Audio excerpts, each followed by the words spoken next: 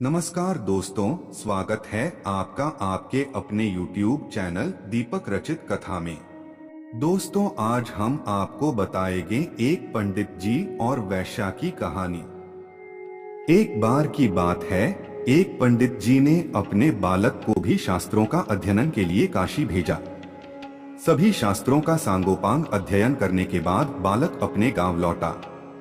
अपने विद्वान बालक के आने की खुशी में पंडित जी ने एक भव्य उत्सव का आयोजन करवाया, जिसमें ज्ञान चर्चा का विषय भी रखा गया। उसमें नए पंडित जी को शास्त्रोक्त तरीके से ग्रामवासियों की समस्याओं का समाधान करना था। सभी लोगों ने तरह तरह के प्रश्न पूछे। लगभग सभी प्रश्नों के जवाब नए पंडित जी ने शास्त्रीय व्याख्याओं से दिए।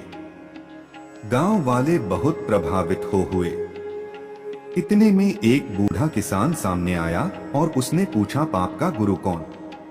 पंडित जी ने अपना दिमाग खूब दौड़ाया, लेकिन इसका जवाब उन्हें कहीं नहीं मिला। अंत में पंडित को लगा कि अभी उनका ज्ञान अधूरा है।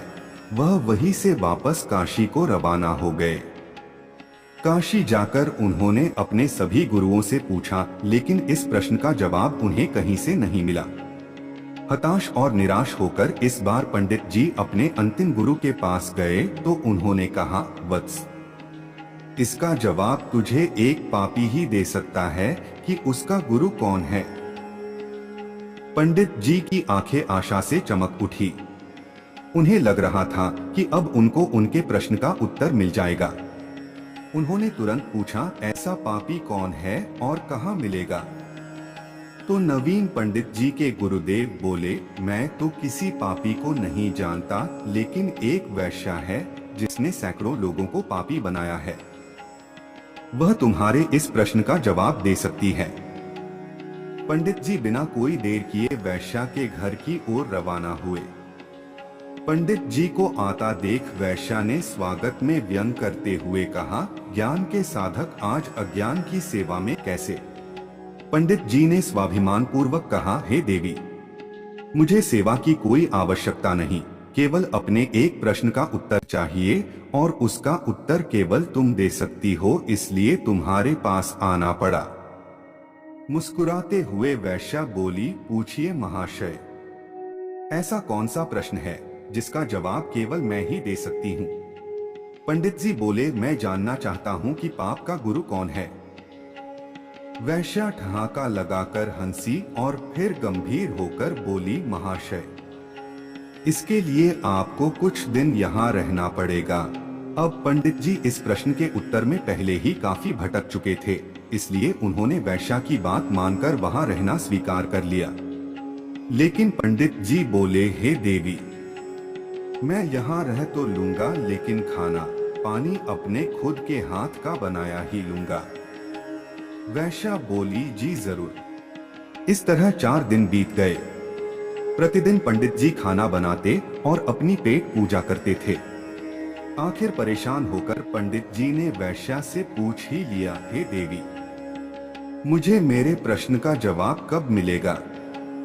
वैश्या बोली, थोड़ा सब्र रखिए महोदय, बस एक दिन की और बात है। उसी दिन पंडित जी का खाने पीने का सामान भी खत्म हो गया। वैश्या का ठिकाना गांव से काफी दूर था। उस पे भी भयंकर गर्मी और चिलचिलाती धूप देखकर पंडित जी ने सोचा, शाम को बाजार जाकर सामान लाऊंगा। सुबह से भूखे पंडित जी अपनी पोथियों के पन्ने पलट रहे थे। तभी अचानक वैश्या का आगमन हुआ। वैश्या बोली, पंडित जी आप अकेले खाना बनाते हैं, कितने परेशान हो जाते हैं। एक काम कीजिए, कल से नहा धोकर आपके लिए खाना मैं ही बना दिया करूंगी। इससे मुझे भी आपकी सेवा का कुछ पुण्य मिल जाएगा और भोजन के साथ दक्षिणा में मैं आपको एक सोने की मुहर दूंगी। पहले तो पंडित जी ने आनाकानी की, किंतु मुफ्त का खाना और साथ में सोने की मुहर का विचार कर पंडित जी ने वैश्या का प्रस्ताव मान लिया। उसी दिन शाम को वैश्या ने तरह तरह के पकवान बनाए और पंडित जी की सेवा में उपस्थित हुई। भोजन का थाल पंडित जी के सामने परोसा गया, लेकिन जैसे ही पंडित जी ने खाने के लिए अपना हाथ आगे बढ़ाया, वैश्या ने थाल पीछे खींच लिया। वैश्या के इस व्यवहार से पंडित जी क्रोधित हो गए और तिलमिलाकर बोले, ये क्या मजाक है। वैश्या ने विनम्रता पूर्वक कहा, श्रीमान, यही आपके प्रश्न का उत्तर है। पंडित जी, मैं कुछ समझा नहीं। वैश्या ने समझाते हुए कहा, महाशय, क्या केवल स्नान कर लेने मात्र से कोई पवित्र हो जाता है? क्या मेरी अपवित्रता केवल इतनी ही है जो केवल स्नान करके मिटाई जा सकती है? नहीं, लेकिन मुफ्त के भोजन और स्वर्ण मुद्राओं के लोभ में आप अपने वर्षों के नियम को क्षण भर में नष्ट करने के लिए तैयार हो गए। यह लोभ ही पाप का गुरु है श्रीमान। पंडित जी को अपना जवाब मिल चुका था। दोस्तों, आपको हमारी वीडियो पसंद आई तो कृपया चैनल को सब्सक्राइब